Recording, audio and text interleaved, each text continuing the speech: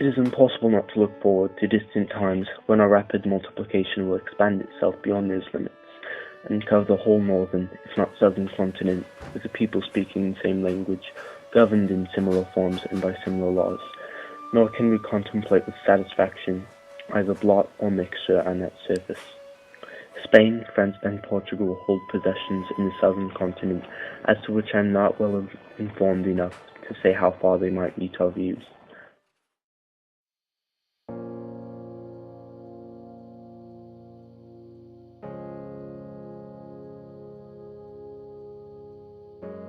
Good evening, viewers. I'm Thomas Jefferson, and tonight I will be taking questions from my biggest fans. MamaBear_Raw asked, what was your reaction when you heard that Livingston had went through with the Louisiana Purchase? Well, to hear that I had acquired such large a plot of land at such low a price was a huge milestone in my goal to make the American lifestyle that of agrarian, and of course the benefits far outweighed the drawbacks.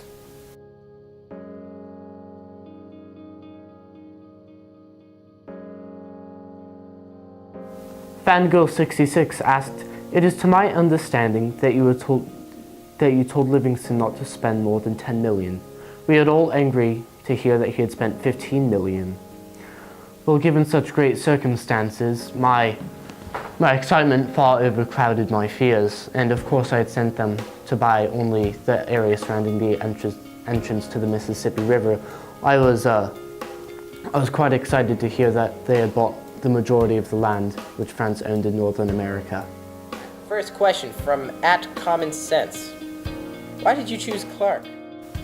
I was in a rifling company commanded by him, and I trusted him to get the job done. Really, that's the biggest reason.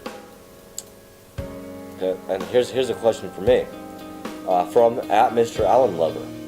To William Clark, I am a huge fan. Oh well, I love my fans. I've always wanted to ask you, why did you agree to go? I felt like, it was for the greater good of America, and might as well, right? Horty.Hoffman asks, is there any particular reason you chose Lewis to lead the Corps of Discovery? Well, before he led the Corps of Discovery, he was quite an accomplished explorer. He had led multiple expeditions before that, and I knew he could get the job done. This is from @BeaverFever52. This is to both Lewis and Clark. What challenges did you face in the new land? Ooh. There were many difficulties. One hardest was probably natives. Translating was extremely difficult before Sacagawea came. It was. Other than that, food, we were hungry a lot. And the weather, that changed rapidly. Yeah. I mean, I have to agree with Lewis. There were many times when, and I speak on his behalf, along with mine, that hunger was a huge challenge for us. There would be times when we were on our hands and knees crawling on hard ground, begging God for mercy and just to give us something to eat.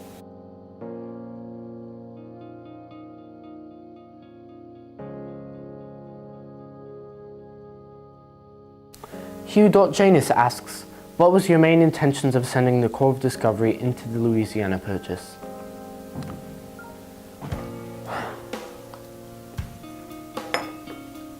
Well, I guess you could say my main intention was to find out whether or not the land was able to support crops.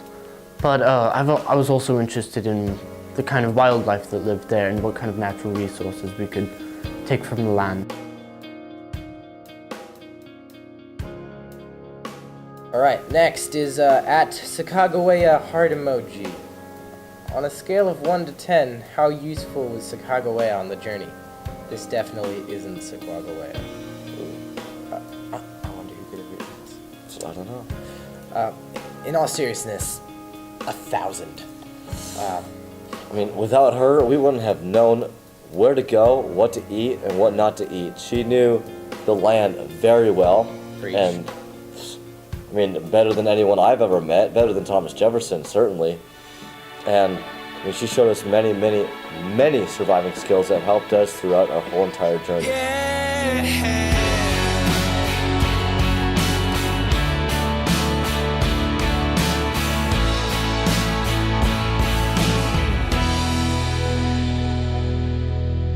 I hear you breathing in, another day begins.